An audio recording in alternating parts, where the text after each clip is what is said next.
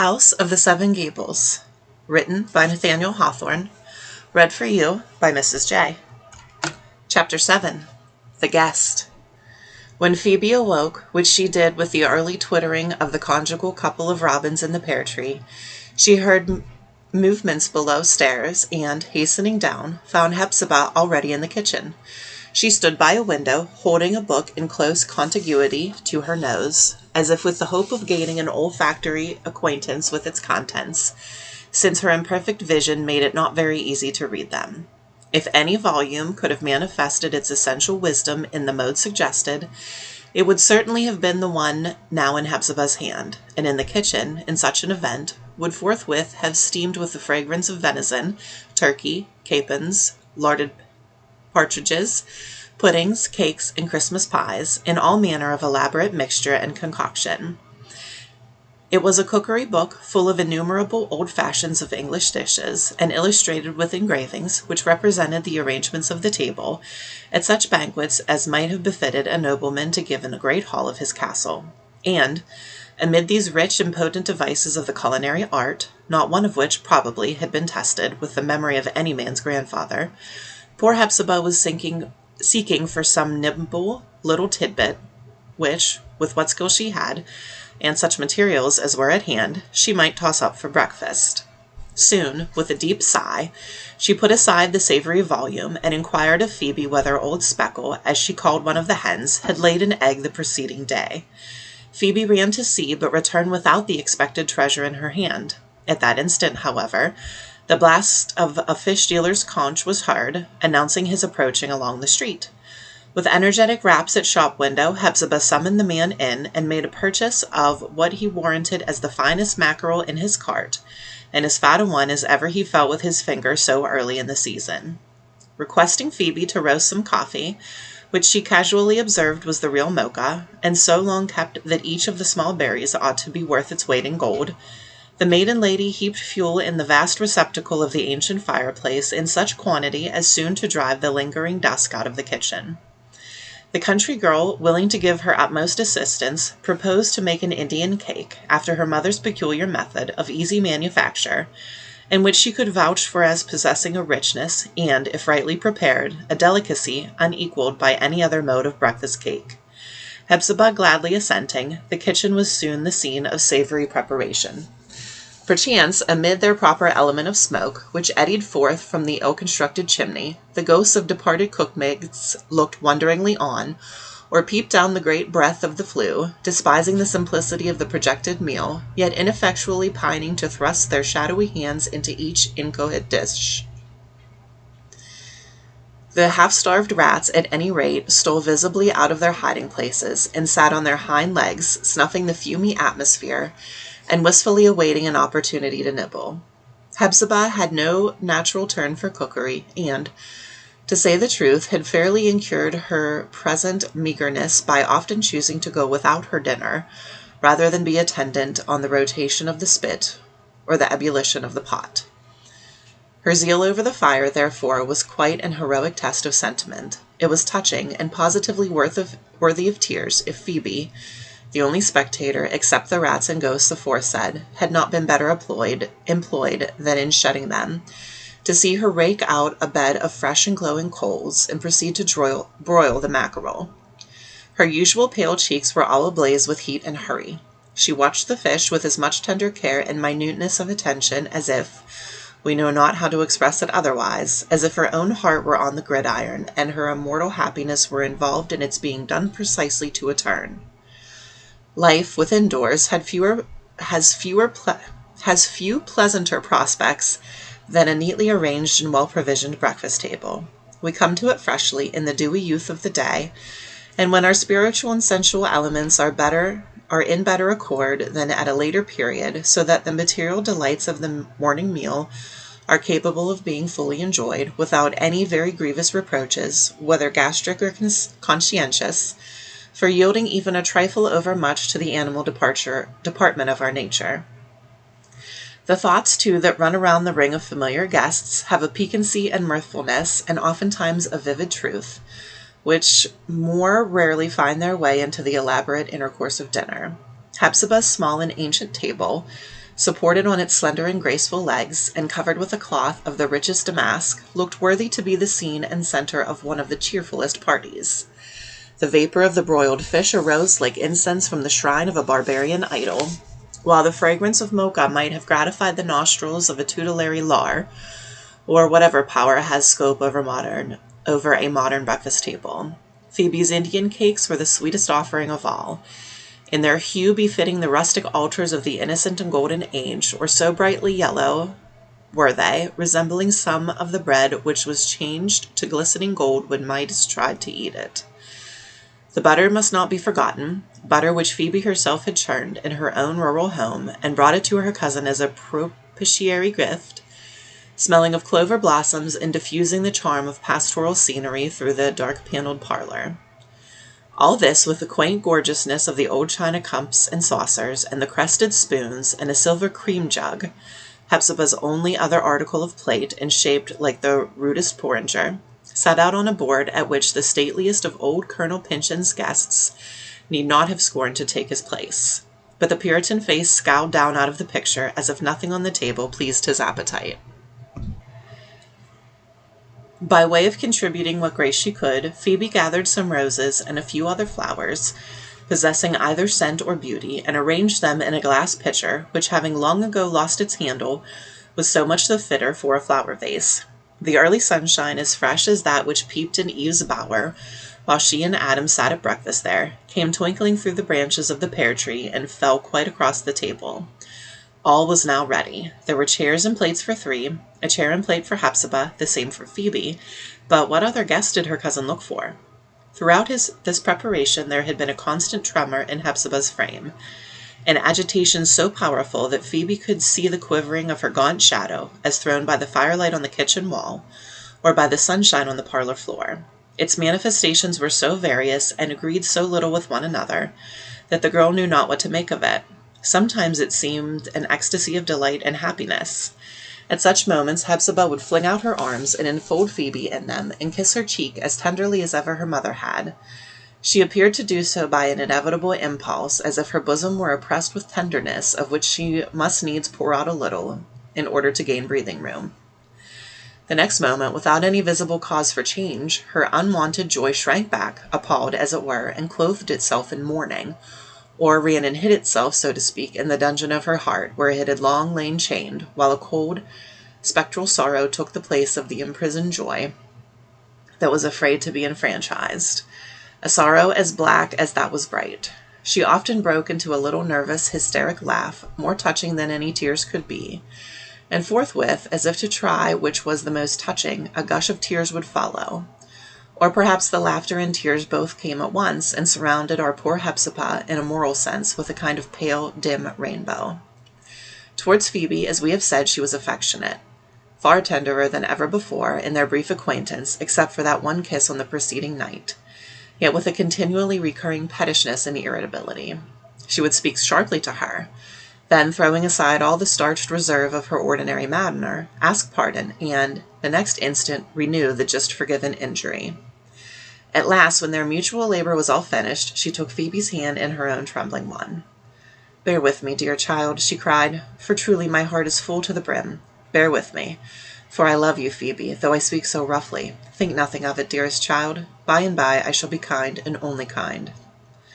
"My dearest cousin, cannot you tell me what has happened?" asked Phoebe, with a sunny and tearful sympathy. "What is it that moves you so?" "Hush, hush, he is coming," whispered Hepzibah, hastily wiping her eyes.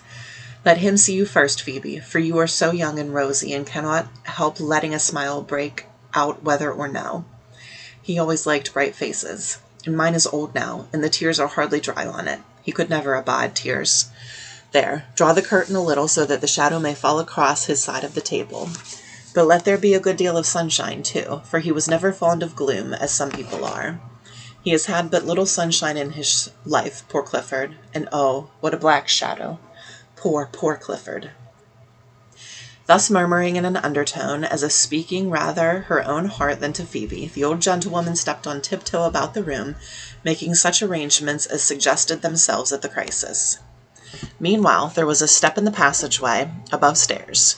Phoebe recognized it in the same which had passed upward, as through her dream, in the night time. The approaching guest, whoever it might be, appeared to pause at the head of the staircase. He paused twice or thrice in the descent. He paused again at the foot. Each time the delay seemed to be without purpose, but rather from a forgetfulness of the purpose which had set him in motion, or as if the person's feet came involuntarily to a standstill because the motive power was too feeble to sustain his progress. Finally, he made a long pause at the threshold of the parlor. He took hold of the knob of the door, then loosened his grasp without opening it. Hepzibah, her hands convulsively clasped, stood gazing at the entrance. "Dear cousin Hepzibah, pray don't look so," said Phoebe, trembling for her cousin's emotion, and this mysteriously reluctant step made her feel as if a ghost were coming into the room. "You really frighten me. Is something awful going to happen?" "Hush," whispered Hepzibah. "Be cheerful. Whatever may happen, be nothing but cheerful." The final pause at the threshold proved so long that Hepzibah, unable to endure the suspense, rushed forward, threw open the door, and led in the stranger by the hand. At first glance, Phoebe saw an elderly personage in an old-fashioned dressing gown of faded damask and wearing his gray or almost white hair of an unusual length. It quite overshadowed his forehead, except when he thrust it back and stared vaguely about the room. After a very brief inspection of his face, it was easy to conceive that his footstep must necessarily be such as one as that which, slowly, and with just an indefinite an aim as a child's first journey across the floor, had just brought him hitherward. Yet there were no tokens that his physical strength might not have sufficed for a free and determined gait. It was the sprint of the man that could not walk, the spirit of the man that could not walk. The expression of his countenance, while, notwithstanding, it had the light of reason in it, seemed to waver and glimmer, and nearly die away, for feebly to recover itself again. It was like a flame which we see twinkling among half-extinguished embers. We gaze at it more intently than if it were a positive blaze, gushing vividly upward, more intently, but with a certain impatience, as if it ought either to kindle itself into satisfactory splendor or at once be extinguished. For an instant after entering the room, the guest stood still, returning Hepzibah's hand instinctively as a child that a grown person who guides it. He saw Phoebe, however, and caught an illumination from her youthful and pleasant aspect, which indeed threw a cheerfulness about the parlor, like the circle of reflected brilliancy around the glass vase of flowers that was standing in the sunshine.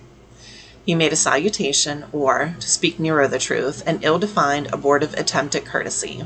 Imperfect as it was, however, it conveyed an idea, or at least gave a hint of indescribable grace, such as no practiced art of external manners could have attained. It was too slight to seize upon at the instant, yet, as recollected afterwards, seemed to transfigure the whole man. "Dear Clifford," said Hepzibah, in the tone with which one soothes a wafered infant, "this is our cousin Phoebe, little Phoebe Pyncheon, Arthur's only child, you know. She has come from the country to stay with us a while, for our old house has grown to be very lonely now." "Phoebe? Phoebe Pyncheon. Phoebe," repeated the guest, with a strange, sluggish, ill-defined utterance. "Arthur's child. Ah, I forget. No matter. She is very welcome." "Come, dear Clifford, take this chair," said Hepzibah, leading him to his place. "Pray, Phoebe, lower the curtain a very little more. Now let us begin breakfast." The guest seated himself in the place assigned him and looked strangely around. He was evidently trying to grapple with the present scene and bring it home to his mind with a more satisfactory distinctness. He desired to be certain, at least, here there was, in a low-studded, cross-beamed, oaken-panelled parlor, and not in some other spot which had stereotyped itself into his senses. But the effort was too great to be sustained with more than a fragmentary success.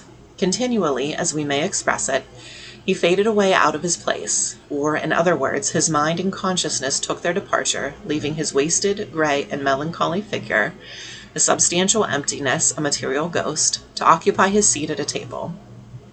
Again, after a blank moment, there would be a flickering taper gleam in his eyeballs. It betokened that his spiritual part had returned, and was doing its best to kindle the heart's household fire, and light up intellectual lamps in the dark and ruinous mansion, where it was doomed to be a forlorn inhabitant. At one of these moments of less torpid, yet still imperfect animation, Phoebe had become convinced of what she had first rejected as too extravagant and startling an idea. She saw that the person before her must have been the original of the beautiful miniature in her cousin Hepzibah's possession. Indeed, with a feminine eye for costume, she had at once identified the damask dressing gown which enveloped him, as in the same figure, material, and fashion was so elaborately represented in the picture. This old faded garment, with all its pristine brilliancy extinct, seemed, in some indescribable way, to translate the wearer's untold misfortune, and make it perceptible to the beholder's eye. It was the better to be discerned by this exterior type how worn and old were the soul's more immediate garments, that form and countenance, the beauty and grace of which had almost transcended the skill of the most exquisite of artists. It should the more adequately be known that the soul of the man who has suffered some miserable wrong from its earthly experience.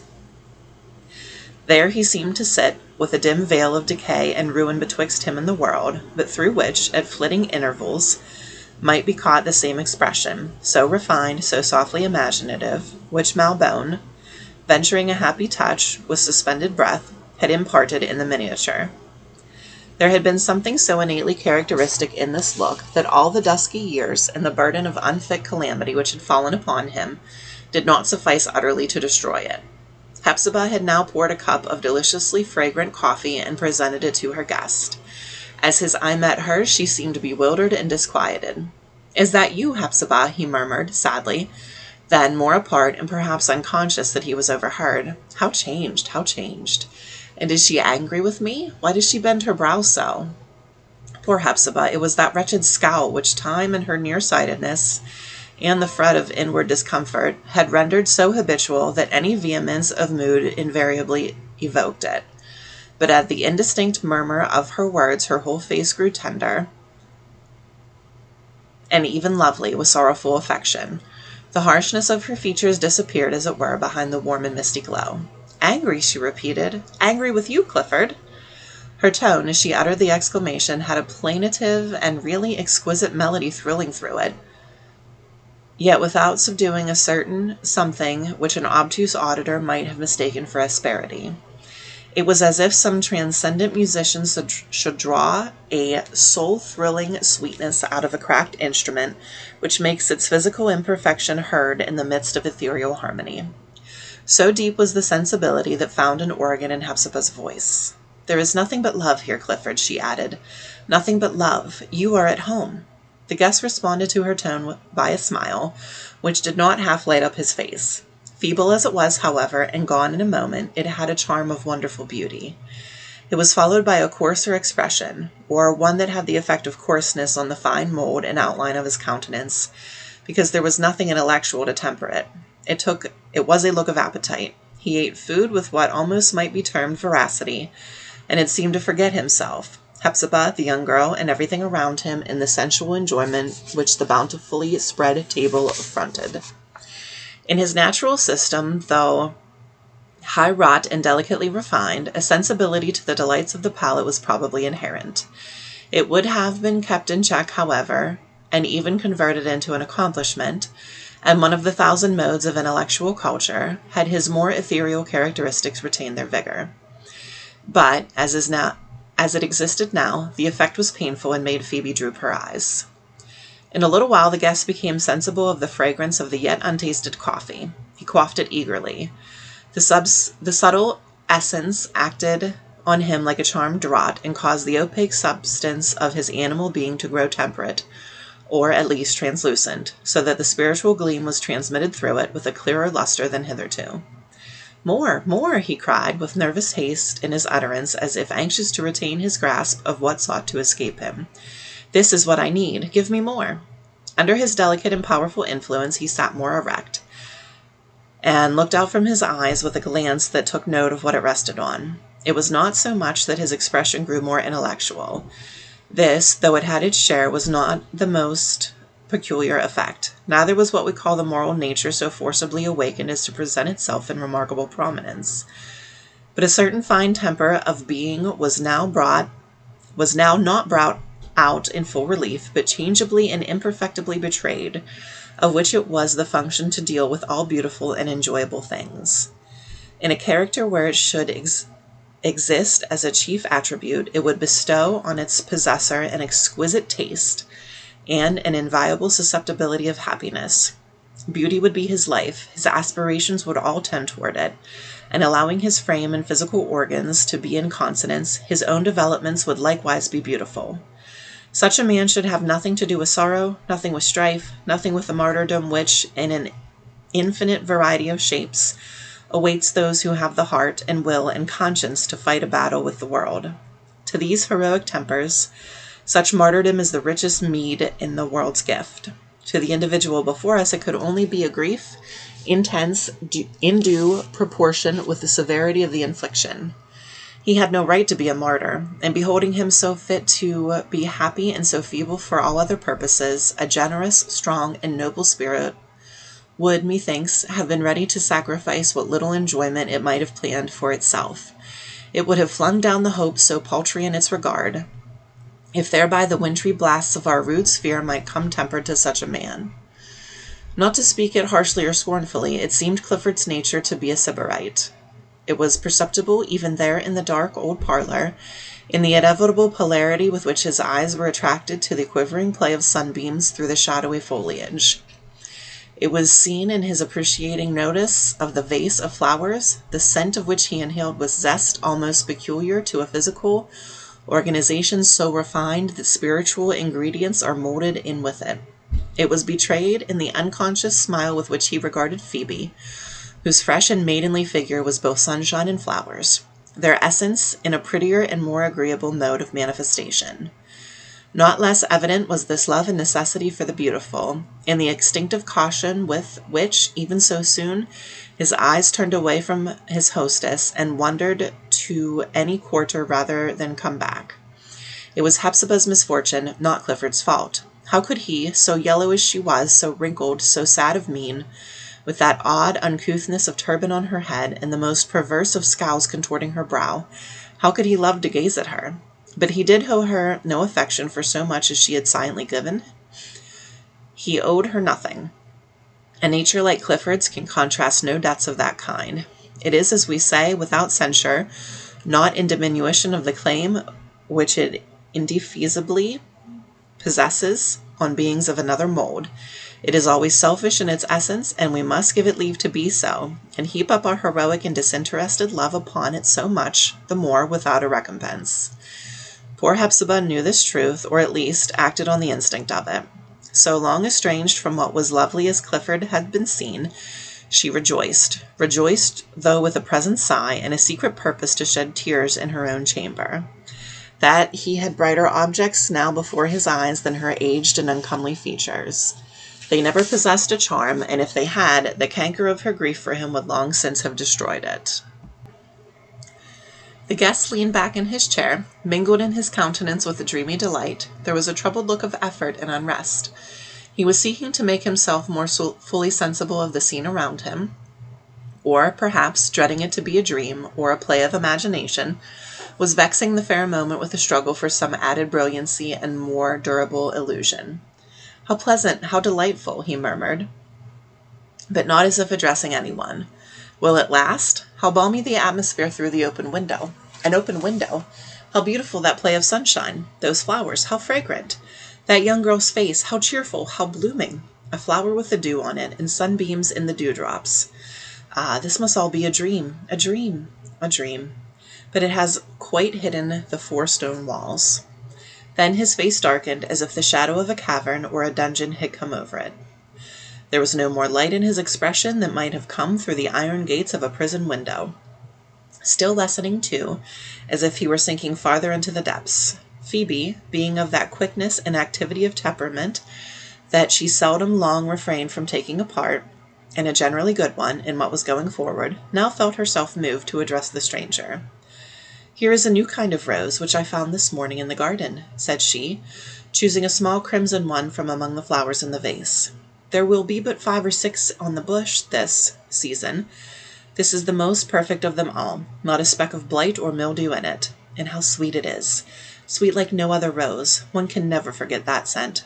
Ah, let me see, let me hold it," cried the guest, eagerly seizing the flower, which by the spell peculiar to remember odors brought innumerable associations along with the fragrance that it exhaled. Thank you. This has done me good. I shall remember how I used to prize this flower long ago. I suppose very long ago. Or was it only yesterday? It makes me feel young again. Am I young? Either this remembrance is singularly distinct, or this consciousness strangely dim. But how kind of the fair young girl. Thank you. Thank you. The favorable excitement derived from this little crimson rose afforded Clifford the brightest moment which he enjoyed at the breakfast table. It might have lasted longer, but that his eyes happened, soon afterwards, to rest on the face of the old Puritan, who, out of his dingy frame and lustreless canvas, was looking down on the scene like a ghost, and a most ill-tempered and ungenial one. The guest made an impatient gesture of the hand, and addressed Hepzibah with what might easily be recognized as the licensed irritability of a petted member of the family. "Hepzibah! Hepzibah!" cried he, with no little force and distinctiveness. "Why do you keep that odious picture on the wall? Yes, yes, that is precisely your taste. I have told you 1,000 times that it was the evil genius of this house, my evil genius particularly. Take it down at once." "Dear Clifford," said Hepzibah sadly, "you know it cannot be." "Then, at all events," continued he, still speaking with some energy, "pray cover it with a crimson curtain, broad enough to hang in folds, and with a golden border and tassels. I cannot bear it. It must not stare me in the face." "Yes, dear Clifford, the picture shall be covered," said Hepzibah soothingly. "There is a crimson curtain in the trunk above stairs.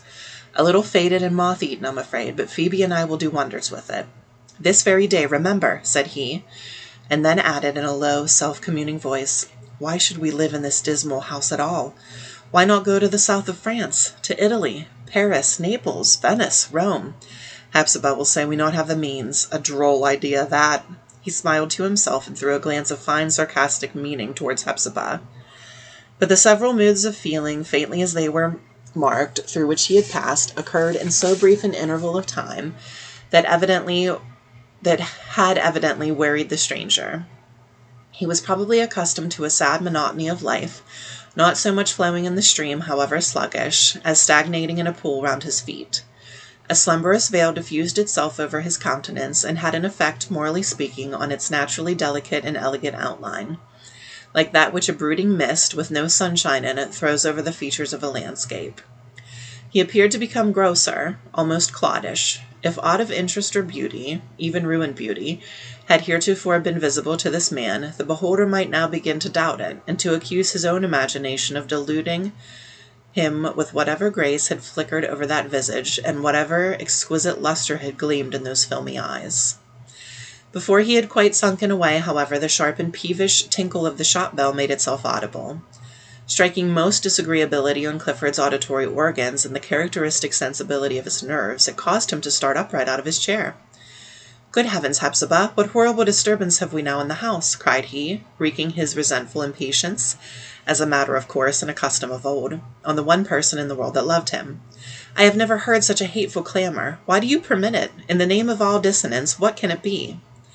It was very remarkable into what prominent relief, even as if a dim picture should leap suddenly from its canvas, Clifford's character was thrown by this apparently trifling annoyance. The secret was, that an individual of his temper can always be pricked more acutely through his sense of the beautiful and harmonious than through his heart. It is even possible, for similar cases have often happened, that if Clifford, in his foregoing life, had enjoyed the means of cultivating his taste to its utmost perfectibility, that subtle attribute might, before this period, have completely eaten out or filed away his affections. Shall we venture to pronounce, therefore, that this long and black calamity may not have had a redeeming drop of mercy at the bottom? "Dear Clifford, I wish I could keep that sound from your ears," said Hepzibah, patiently, but with reddening of a painful suffusion of shame. "It is very disagreeable, even to me. But do you know, Clifford, I have something to tell you. The ugly noise, pray run, Phoebe, and see who is there. The naughty little tinkle is nothing but our shop bell." "Shop bell?" repeated Clifford, with a bewildered stare. "Yes, our shop bell," said Hepzibah, a certain natural dignity, mingled with deep emotion, now asserting itself in her manner. "For you must know, dearest Clifford, that we are very poor, and there was no other resource but either to accept assistance from a hand that I would push aside, and so would you, or to offer bread when we were dying for it, no help save from him, or else to earn our subsistence with my own hands. Alone, I might have been content to starve, but you were given back to me. Do you think then, dear Clifford, added she, with a wretched smile, that I have brought an irretrievable disgrace on our old house by opening a little shop in our front gable? Our great-great-grandfather did the same when there was far less need. Are you ashamed of me? Shame, disgrace, do you speak those words to me, Hepzibah? Said Clifford, not angrily, however, for when a man's spirit has been thoroughly crushed, he may be peevish at small offences, but never resentful of great ones. So he spoke only with aggrieved emotion. It was not kind to say so, Hepzibah. What shame can befall me now? And then the unnerved man, that he had been born for enjoyment, but had met a doom so very wretched, burst into a woman's passion of tears. It was but brief of continuance, however, soon leaving him in a quiescent and, to judge by his countenance, not uncomfortable state. From this mood, too, he partially rallied for an instant, and looked at Hepzibah with a smile, the keen, half-derisory purport of which was a puzzle to her. "Are we so very poor, Hepzibah?" said he. Finally, his chair being deep and softly cushioned, Clifford fell asleep. Hearing the more regular rise and fall of his breath, which, however, even then, instead of being strong and full, had a feeble kind of tremor, corresponding with a lack of vigor in his character, hearing these tokens of settled slumber, Hepzibah seized the opportunity to peruse his face more attentively than she had yet dared to do. Her heart melted away in tears. Her profoundest spirits sent forth a moaning voice, low, gentle, but inexpressibly sad. This depth of grief and pity she felt that there was no irreverence in gazing at his altered, aged, faded, ruined face.